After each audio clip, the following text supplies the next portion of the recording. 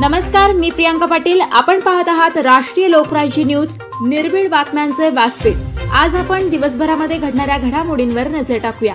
चला पाहुणं, आपल्याला जायचंय। पण कुठे जायचंय? टाकळी ढोकेश्वरच्या हॉटेल वैष्णवी मध्ये जायचंय। म्हणतात तिथे खूप छान जेवण मिळतं। चला तर मग जाऊया। पारनेर तालुक्यातील टाकळी ढोकेश्वर येथील सुप्रसिद्ध हॉटेल म्हणजे वैष्णवी हॉटेल। या हॉटेलची चवच लई न्यारी। पाहुणं, एकदा या, हॉटेलची चवच लई न्यारी। अस्सल मांसाहारी प्रेमींच्या जिभेचे चोचले आता पूर्ण होणार, ते फक्त हॉटेल वैष्णवी मध्ये। या ठिकाणी सर्व प्रकारच्या पार्टीच्या ऑर्डर स्वीकारल्या जातील। प्रोप्रायटर संतोष रंगनाथ ठाणगे। संपर्कासाठी मोबाईल नंबर 88 30 57 85 05। या हॉटेलचा पत्ता नगर कल्याण हायवे, पारनेर चौक, Takali Dhokeshwar. Cyber police station Ahilyanagar यांच्याकडून पोलीस अधीक्षक कार्यालय अहिल्यानगर येथे सायबर अवेअरनेस कार्यक्रम घेण्यात आला।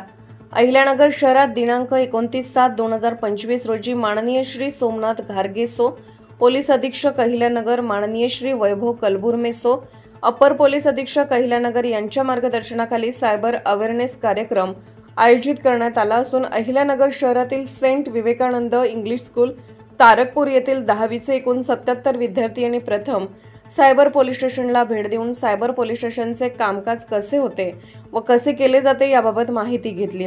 त्यानंतर पोलीस अधीक्षक कार्यालय मीटिंग हॉलमध्ये सर्व विद्यार्थी, सर्व शिक्षक यांना सायबर गुन्हेगार कसे शोधले जातात, सायबर गुन्हेगार हे लोकांची कशी फसवणूक केली जाते व सायबर फ्रॉड होण्यापासून कसे वाचावे, तसेच डिजिटल अरेस्टद्वारे, व्हॉट्सअप व्हिडिओ कॉलद्वारे, एपीके लिंकद्वारे, बँकेच्या नावाने खोटे कॉलद्वारे, लॉटरी लागली या खोटे कॉलद्वारे शेअर्समध्ये ट्रेडिंगमध्ये गुंतवणूक करून जास्त परतावा देण्याबाबत, टार्गेट पूर्ण करून पैसे मिळवण्याबाबत, व्हिडिओ शेअर्स करून पैसे मिळण्याबाबत, फेक वेबसाईट, मोबाईल हॅकिंग व आपले बँकेचे पासवर्ड व सिक्युरिटी अपडेट ठेवण्याबाबत व वेळोवेळी पासवर्ड चेंज करण्याबाबत या सर्वांची माहिती ही सायबर पोलीस स्टेशन अहिल्यानगर यांच्याकडून देण्यात आलेली आहे।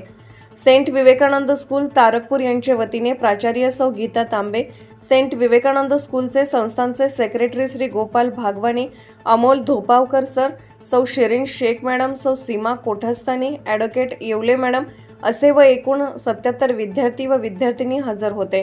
तसेच ॲडव्होकेट येवले मॅडम यांनी सुद्धा विद्यार्थी व विद्यार्थिनी यांना सायबर अवेअरनेस बाबत मार्गदर्शन केले आहे। अवेअरनेस प्रोग्राम दरम्यान बरेच विद्यार्थी व विद्यार्थिनी यांनी सायबर गुन्ह्याबाबत, UPI बाबत, ऑनलाईन व्यवहाराबाबत, वेबसाईटबाबत, व्हिसाबाबत अनेक प्रश्न विचारले असता त्यांचे प्रश्नांचे, शंकांचे निरसन करण्यात आले आहे व सर्व विद्यार्थी आनंदित झाले आहे। त्यानंतर प्राचार्य सौ गीता तांबे यांनी सायबर पोलीस स्टेशनचे आभार व्यक्त केले आहे। नमूद सायबर अवेअरनेस कार्यक्रमासाठी माननीय पोलीस उप अधीक्षक गृह श्री जगदीश भावळ सो, अहिल्यानगर श्री मोरेश्वर पेंदाम, पोलीस निरीक्षक cyber police station Ahilyanagar Shri Sudam Kakade, police उपनिरीक्षक अहिल्यानगर पोलीस अंमलदार सविता खताळ, अभिजित अरकल, मल्लिकार्जुन बनकर, निलेख कारखेले, गणेश पाटील, दीपाली घोडके असे सर्वांनी मिळून कार्यक्रम यशस्वीरित्या पार पाडला आहे।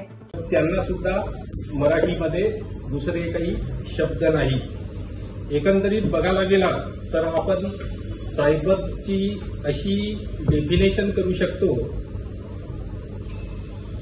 की the offence done by unknown criminal person with the help of science and technology object as like computer and mobile, अशी एक आपण व्याख्या करू शकतो की तांत्रिक पद्धतीने केलेला गुन्हा म्हणजे सायबर गुन्हा। तर आता हे क्रिमिनल काय करतात, बाकीच्या ज्या लोकल पोलीस स्टेशनला आपण जी फिर्याद देतो चोरीची वगैरे, त्यामध्ये गुन्हेगारांचा नाव असतो, आरोपीचा नाव असतो, पण याच्यामध्ये नाव कुणालाच माहीत नसते, तुम्हालाही माहीत नसते, आम्हालाही माहीत नसते, पण ते नाव टेक्नॉलॉजी पद्धतीने, टेक्नॉलॉजीची पद्धत वापरून ते शोधून काढावं लागते आणि तेव्हा ते क्रिमिनल मिळतात। आणि एकदा जरी त्याचा मोबाईल नंबर मिळाला तर आम्ही त्याचे CDR, LDR काढतो, त्याच्यावरून त्यांनी कुणाशी संवाद केला, कोणत्या मोबाईलवरून संवाद केला ते तपासामध्ये दिसून पडते. आणि दुसरी गोष्ट म्हणजे त्याचा नाव आणि ऍड्रेस, मोबाईल सिम कार्ड घेताना त्यांनी काय काय म्हणजे कागदपत्र सादर केले होते त्याची माहिती आम्हाला मिळते आणि त्यावरून असे गुन्हे आम्ही डिटेक्ट करत असतो. तर दुसरी गोष्ट अशी आहे की पोलीस खात्यामध्ये म्हण आहे की prevention is better than detection and investigation. म्हणजे अशा गुन्हेगारीवर जरी प्रतिबंध आतापासून झाला तर पुढे काही याचा विपर्यास होणार नाही, गुन्ह्यांचा म्हणजे गुन्हे वाढणार नाही. आता आम्ही जे अवेअरनेस प्रोग्राम घेतो सायबरचे ते म्हणजे समोरचे जे श्रोते आहेत ऑडियन्स त्यांची वय बघून आम्ही घेतो. तर आता तुम्ही 10वीला आहात, आता तुम्ही पुढे 12वीला जाणार पुन्हा आणि तुम्ही युवा अवस्थेमध्ये येणार, बरोबर आहे ना. आता युवा अवस्थेमध्ये येताना आल्यानंतर सेक्शुअल पोर्नोग्राफी ऑफेन्सेस जास्त होतात. आता सेक्शुअल पोर्नोग्राफी ऑफेन्स म्हणजे काय की आजकाल मोबाईलवर व्हॉट्सअप, इंस्टाग्राम, फेसबुक याच्यावरून एक दुसऱ्यांना अश्लील चित्रे पाठवणे, अश्लील व्हिडिओ पाठवणे, अशा प्रकारचे हे गुन्हे म्हणजे पाठवल्यानंतर ऍक्च्युली त्या गुन्ह्यामध्ये जे इंडियन पिनल कोड आहे आता BNSS झाला, तो कायदा 1807चा कायदा भारतीय दंडविधान तो मागील जुलैपासून तो बंद झालेला आहे. परंतु कायद्याची अंमलबजावणी तो इंडियन पिनल कोड बघूनच BSNS यातील सेक्शन शोधून काढून आम्ही त्या गुन्ह्यामध्ये समाविष्ट करत असतो.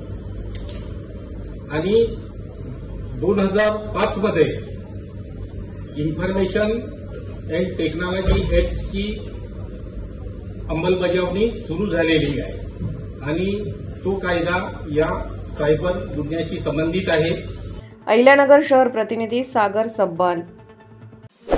ताज्या बातम्यांसाठी आणि अपडेट्ससाठी राष्ट्रीय लोकराज्य न्यूज चॅनलला सबस्क्राईब करा, तसेच लाईक आणि शेअरही करा.